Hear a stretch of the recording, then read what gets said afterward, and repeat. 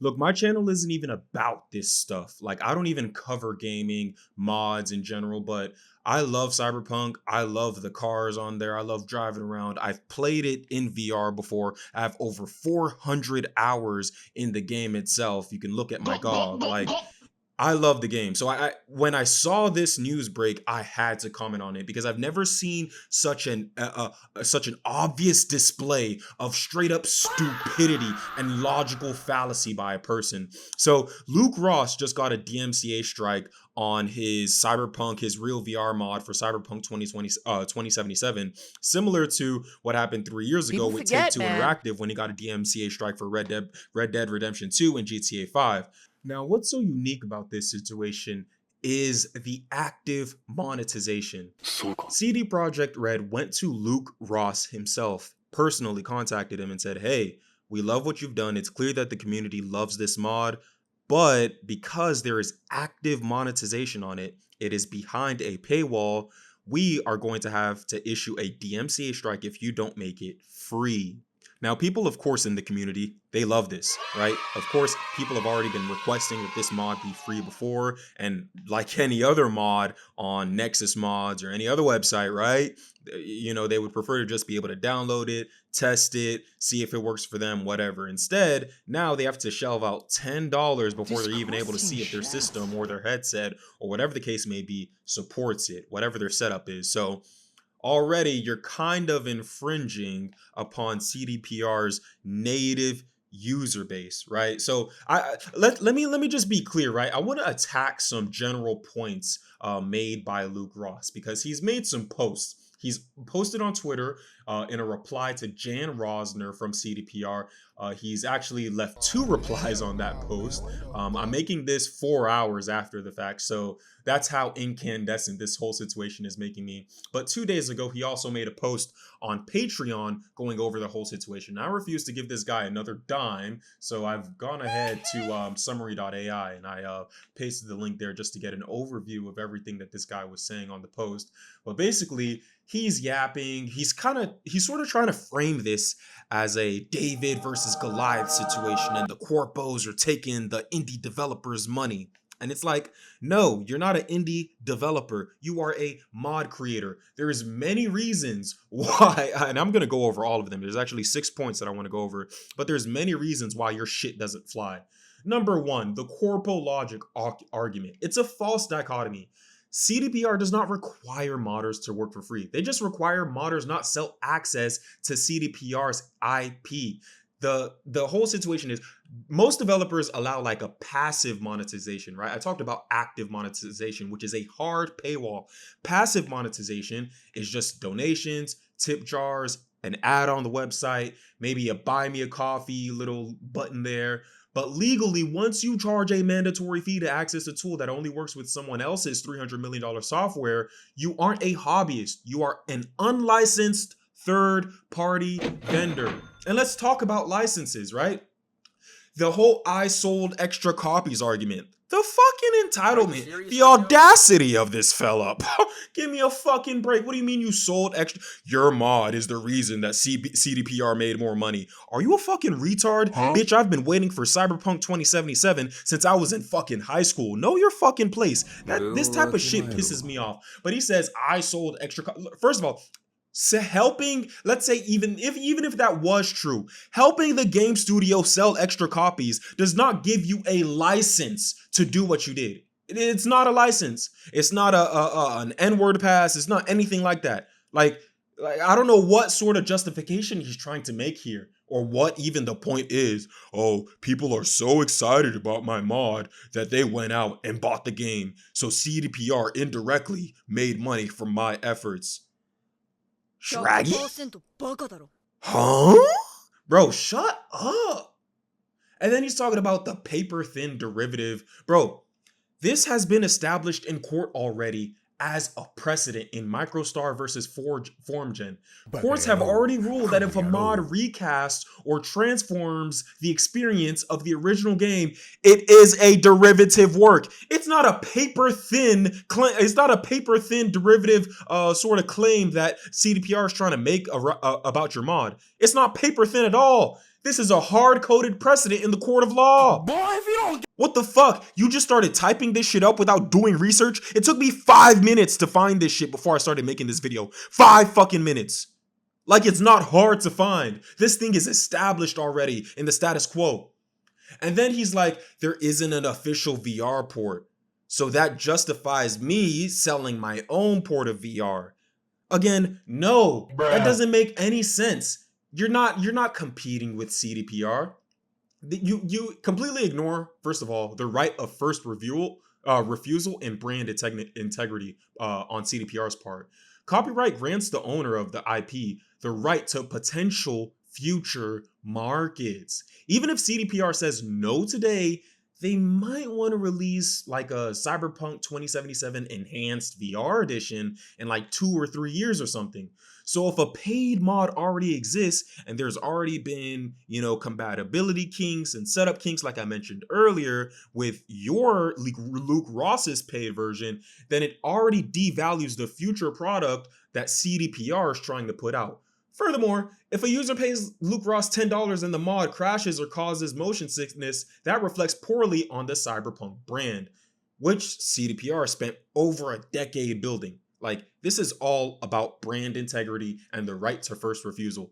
They have the right to future potential markets for their IP, which you are taking away from them by making this an active monetization scheme. And then he's like, CDPR released a bunch of updates that broke my mod and forced me to work harder, yada, yada. Dude, updating a game is the developer's right. Obviously, we need updates. We need, improvements to the base game.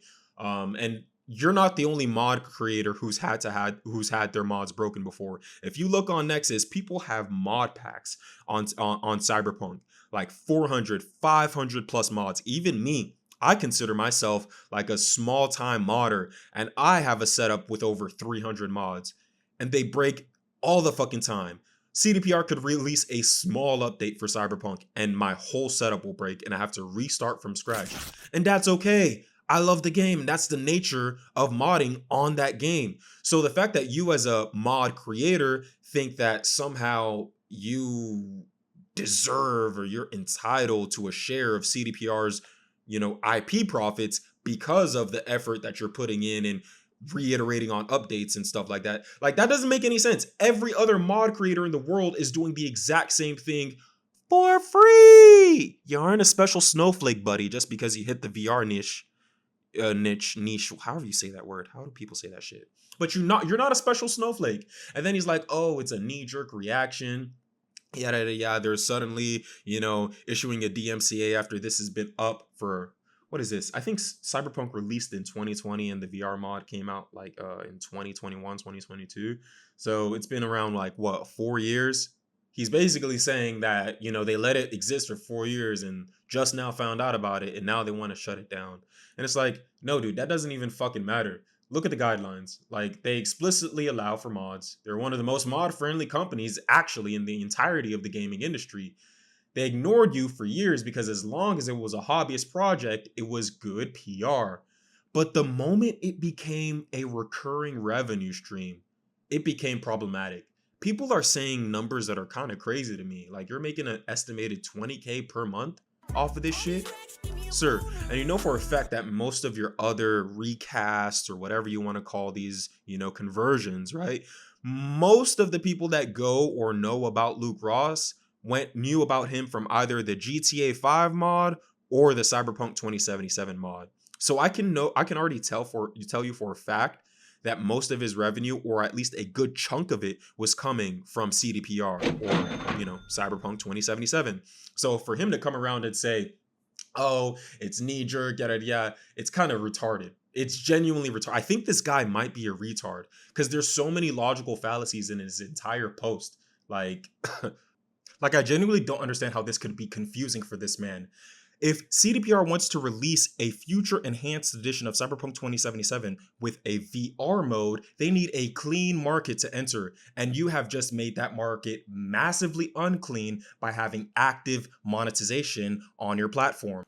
And not only that, people who already pay $10 or $20 or like me, $30 up to $50 for different iterations of this mod, people who have already paid that money or paid for continuous access to your Patreon might not want to pay for the future VR iteration that CDPR releases. You are in direct competition with them. There is no ifs, ands, or buts about that. And plus, investors will view that 20K plus per month that you're making, Luke. They'll then view that as loss of profits for CDPR, and it'll prevent them from getting future revenue if they don't address it for future games. Like it's kind of case in point in that regard as well. And also, you've already established a market price before the actual company behind the game is able to establish a market price for their VR experience. What? Like you're messing with all types of financials right now. This is why it's commercial use. What you have created under this active monetization is a commercial application of their IP. Plug. This is where you will lose in court based off of precedent and law alone. Imagine you buy a bunch of like rental properties.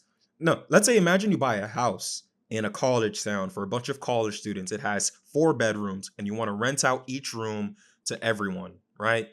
And the central like the main house, right? It has a laundry unit, a washer and a dryer. And you go off and you update that washer and dryer. Or you need to fix the foundation for the house because it's getting uneven or some shit.